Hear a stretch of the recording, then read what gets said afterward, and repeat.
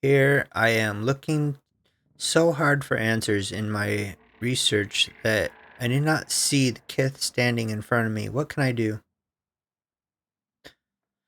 I'm looking for an expert on awakenings. She laughs bitterly. Ah, that would be me. Though the lack of research subjects has made me more of an expert in counting floorboards, I would like to transfer Animancy's success in butters dressing pre-awakened souls to soothing those who souls have already awakened, but I need subjects, and most of the patients here are too broken to produce reliable results. It is a tragedy to have come so far for nothing. You're in luck, I have a volunteer.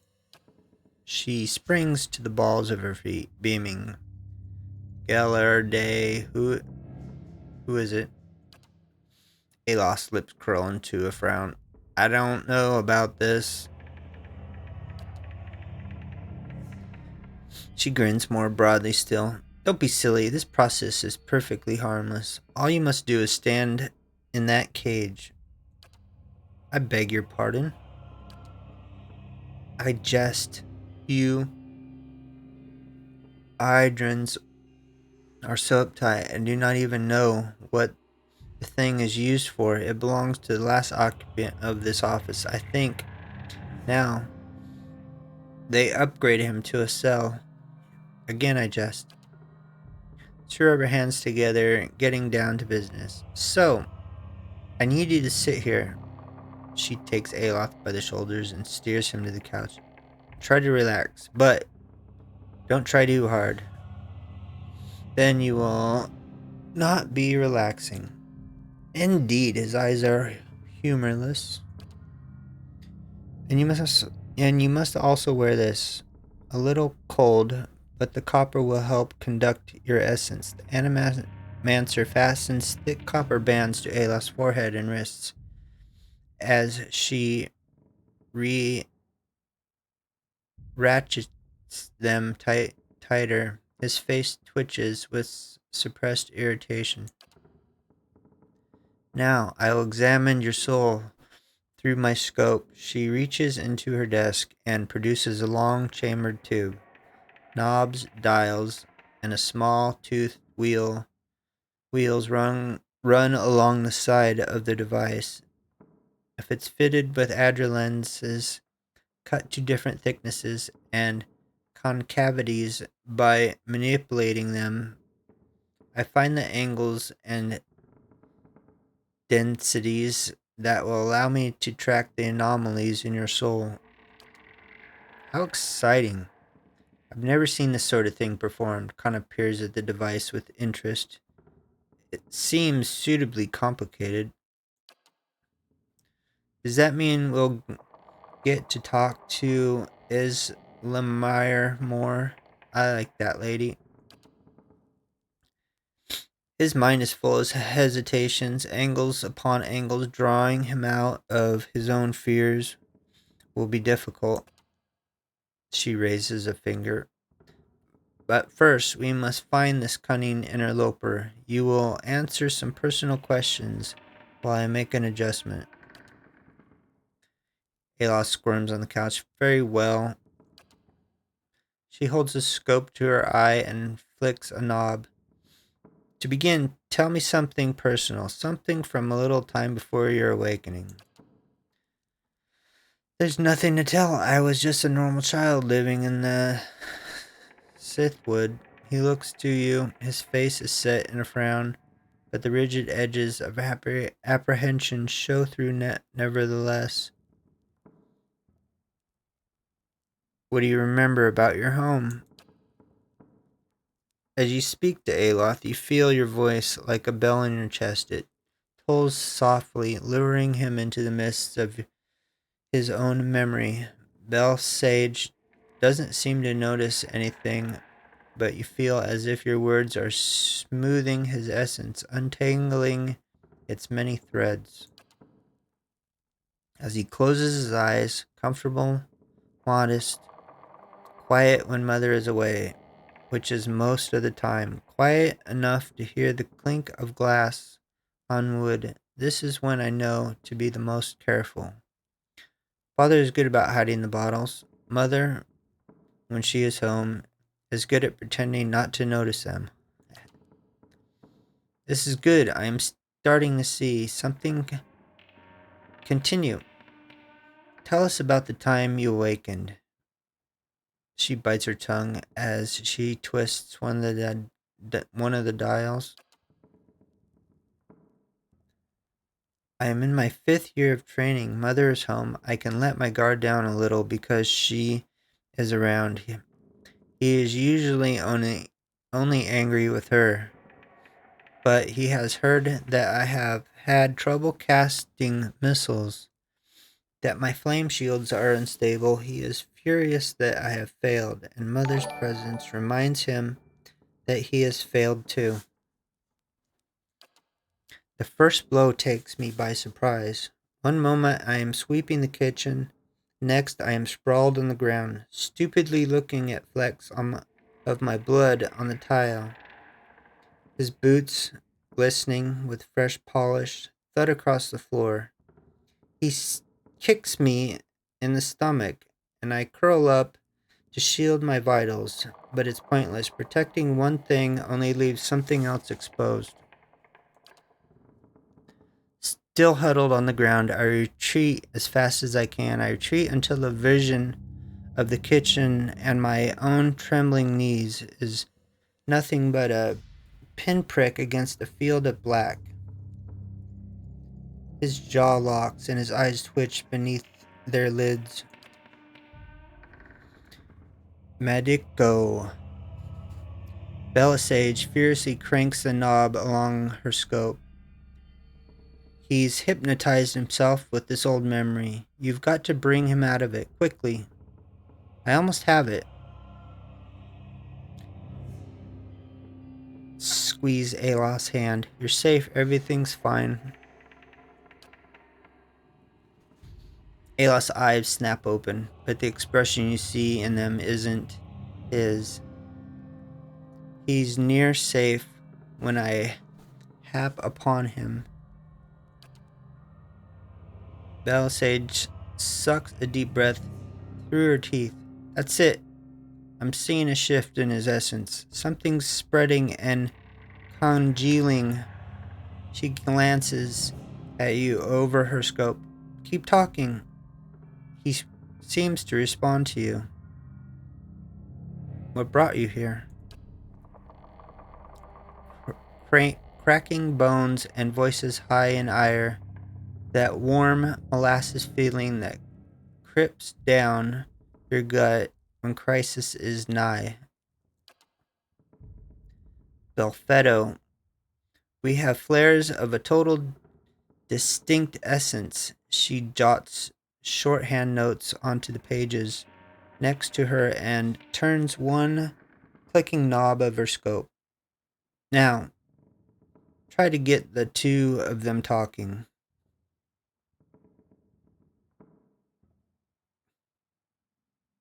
Izmir, tell Aloth why you've awakened.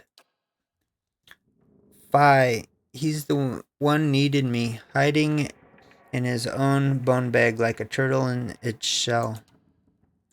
Alos's face twists in fury. I never turned it over to you. Good, yes, very good. She rests from her scribbling, only to make another adjustment to her scope. I can see two separate patterns of essence. Where he ebbs, the other flows. It's as if the awakened soul fills the spaces that he leaves empty. She prompts you with a circling of her wrist, quill still in hand. Go on.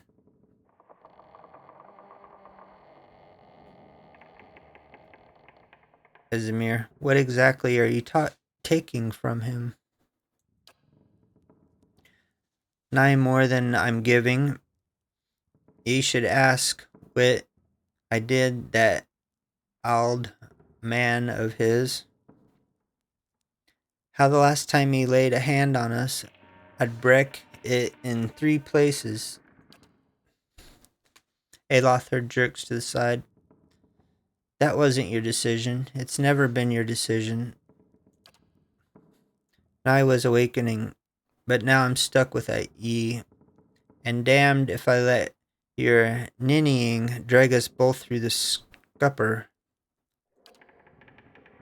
Ack, very good. She lowers her scope and consults her notes. I think I finally got something we can work with.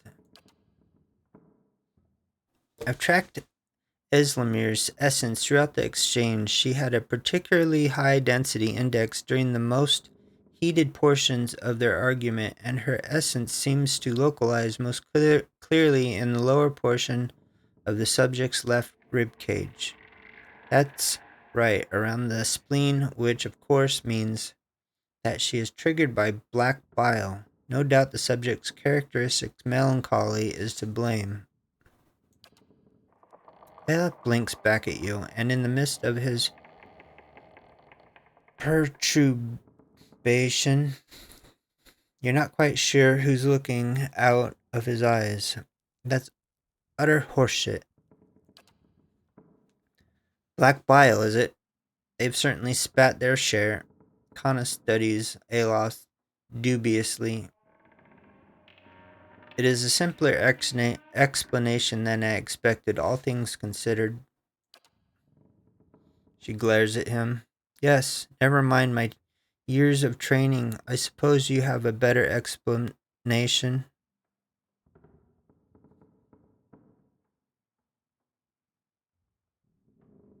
Let's just remove his spleen. Let's see.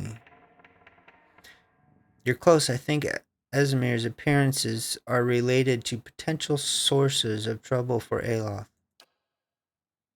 Balasage carefully scratches her jaw, her gaze darting between you and Aloth. I suppose that could be true. She jots another note. I'll have to check this against other research. He removes the copper bands. Well, and good for you. But what does this mean for me? Balasage frowns at her notes, tapping her chest with a quill and making a grand show of concentration. However, you catch her stealing a glance at you over the pages.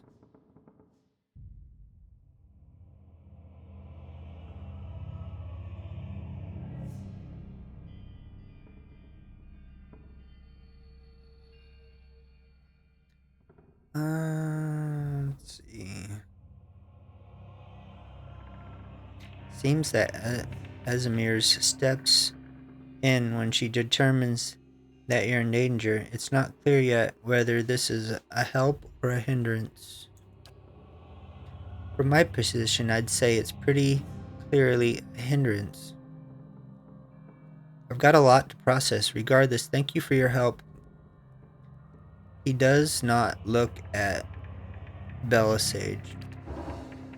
She sets her notes on the desk and returns to her scope. Well, I hope this has been as useful to you as it has been to me. I finally have material worth publishing. You'll be the toast of review, Ventre Aloth.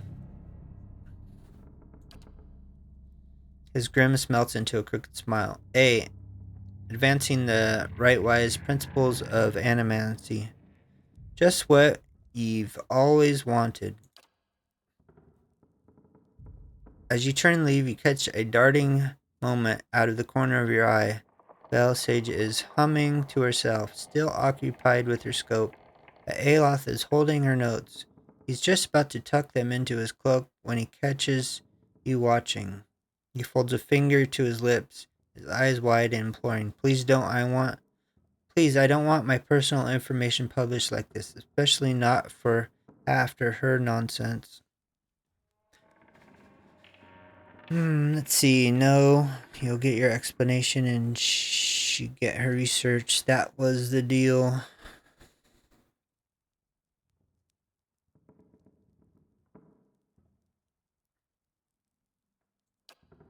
We'll do that one. He slides the papers back onto the desk. giving you a rueful look.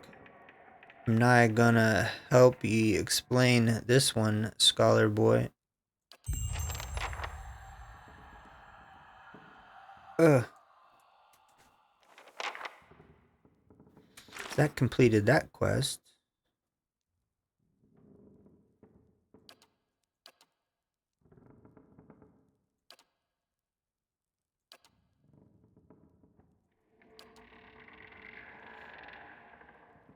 We were headed to Brackenbury, to the Charred Barrel. All right, then. We should finish exploring this area first, at least.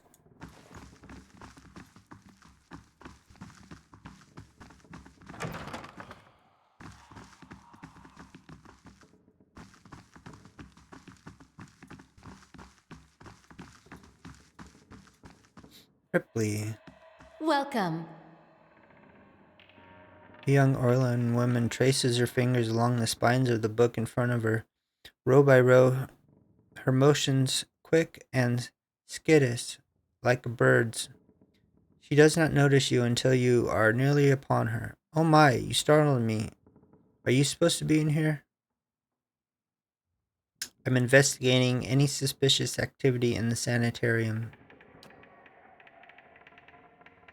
Oh, I'm just Master, Azo's assistant. He'd know more about that. But he's in the middle of busy with some patients. You won't be able to see him until he comes out from the patient's ward. If there's nothing else, I need to get back to work. Are you the animancer who's been buying relics from Imitol? I'm not an animancer, so no, but I do know that most of those relics are stolen from ruins in Irelandfath. Selling them is illegal.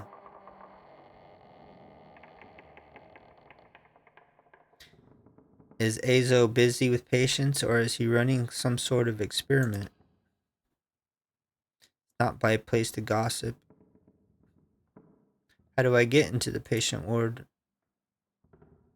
Only Master Azo has access. I guess Head Warden Ethelmere does too, but he's, a statue now.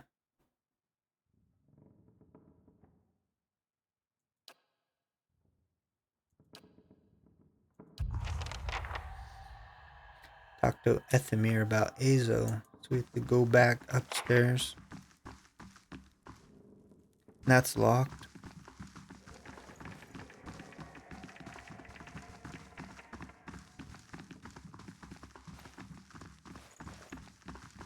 So we're going to talk to the statue real quick.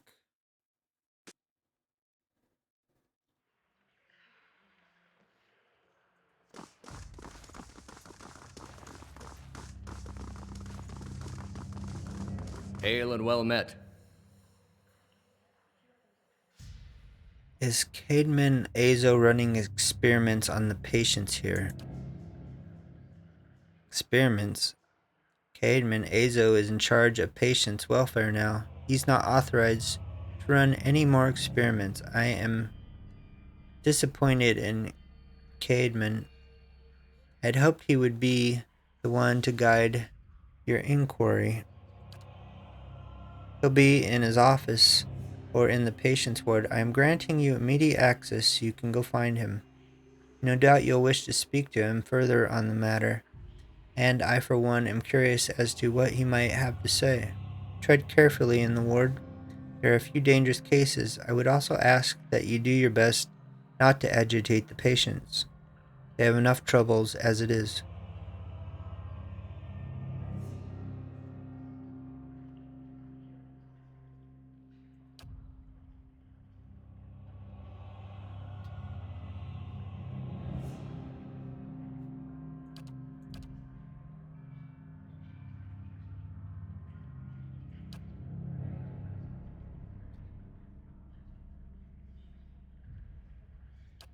I don't think there's anything worth reading. Skip all that.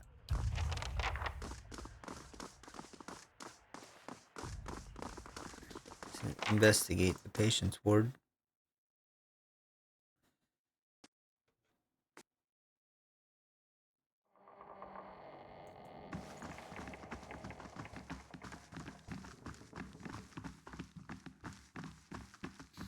So now we can go down this through this door. Save it real quick. Let me through. That's right. Oh, yeah. Funny. Flesh constructs. Patience. Oh, missed this guy. Frail. A curved spine twists this woman's posture forward, her greasy hair draped over her, large eyes like veins. She smiles at you. You must be visiting someone. Then, noting your appearance, she adds, friendly visit, I hope. What do you know about this Animancer Azo? Oh, I like him very much. Many animancers could care less about their patients. Look at us like vermin for their experiments, but Master Azo treats us like humans, even the very sick. You can tell he does this to help the people. He's helped me understand a great deal about myself, and I know he's done the same for others. It's too bad what they did to him. He hides it well, but I know he's still affected by it. What happened to Azo? They don't like to talk about it. There was an accident. He was said to be one of the brightest in Direwood. That was his reputation here.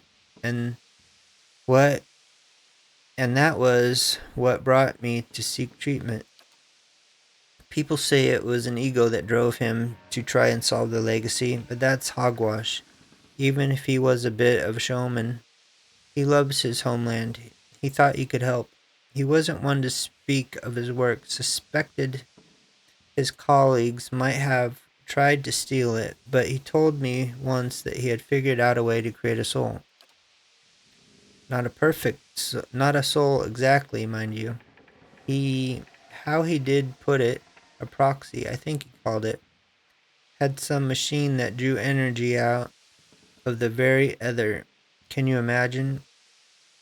The point is, it was going to help with the legacy. It was going to make Hollowborn into something easier to love and care for. Gods know, that's something we need. Do you know what they call those empty little babies in Andra's gift? No, tell me. They call them buoys because so many of them are found floating face down in the water. These are mad times. The grieving mother's hand fly to her ears, and her mouth frames a silent scream.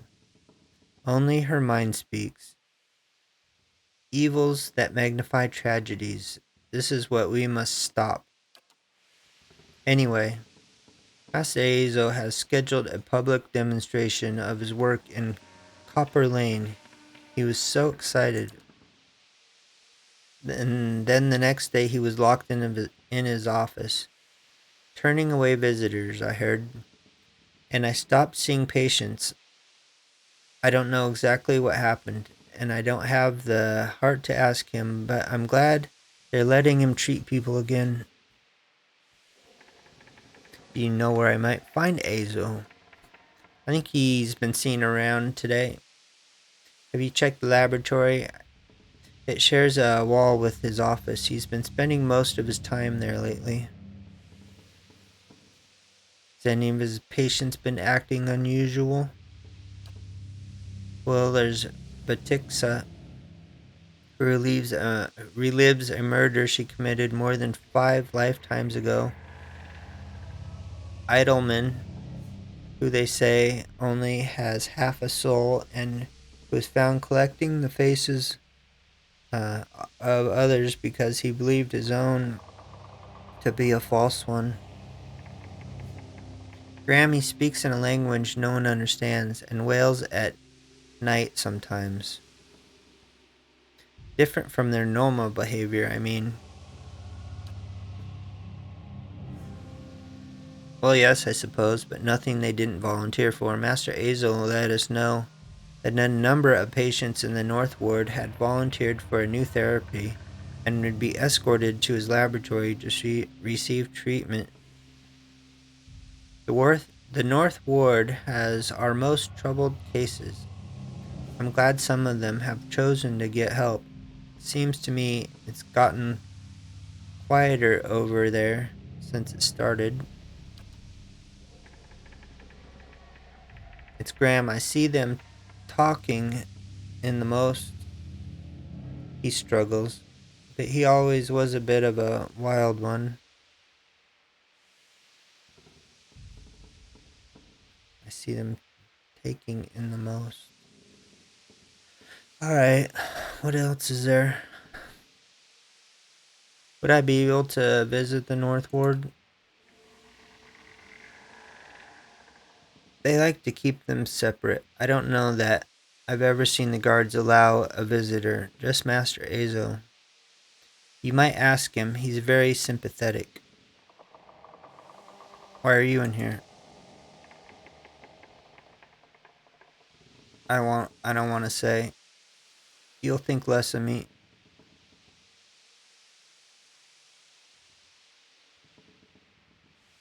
I wouldn't worry about that. These last few years haven't been kind to me. They haven't been kind to anyone, really. I try not to think of it as personal.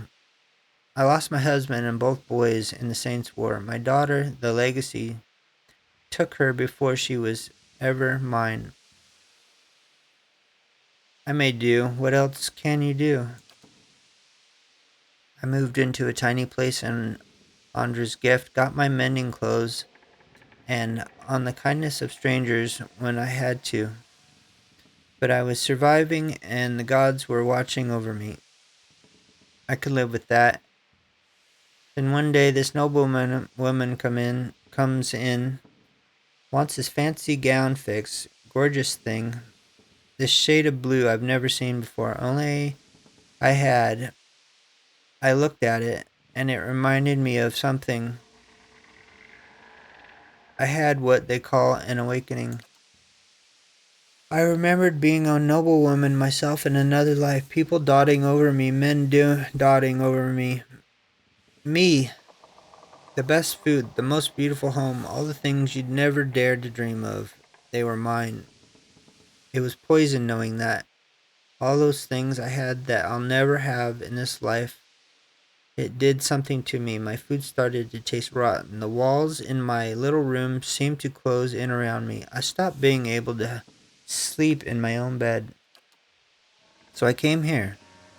It was that or break into an estate and start ordering servants around. It seems like such a silly thing to worry about. You don't have to tell me, but I can't get past it. And I start to wonder, did the gods choose this life for me? And if so, what terrible thing must I have done to deserve it?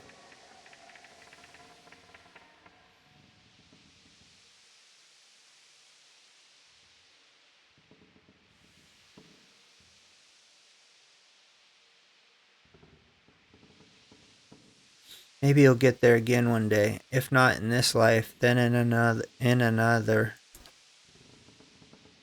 A strange part is I think even the best wouldn't be good enough for me anymore. I think it must have gotten to that point when I was that noble lady. Farewell.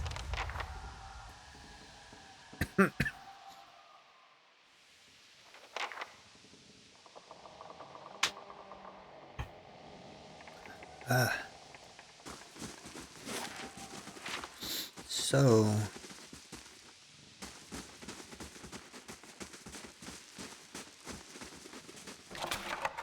what is that? Somebody's hiding spirits in a barrel. I found your stash.